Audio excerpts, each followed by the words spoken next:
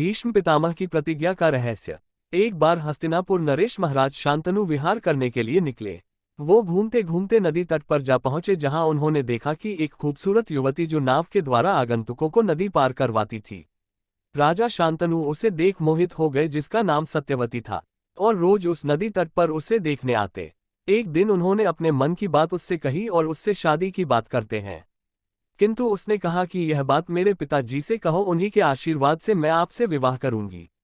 राजा शांतनु सत्यवती के पिता के पास शादी का प्रस्ताव लेकर जाते हैं, किंतु सत्यवती के पिता द्युमत्सेन ने ऐसी शर्त रख दी कि शांतनु उसे पूरा करने में असमर्थ थे और वो वापस राजमहल चले आते हैं। मगर राजा शांतनु को सत्यवती के प्रति प्रेम ने इतना विचलित कर दिया कि वो दुखी, उदास और प्रजा के प्रति उदासीन रहने लगे। इस बात की खबर जब उनके बेटे देवव्रत को होती है तो पिता महाराज के दुख के कारण को जानने का प्रयास करते हैं।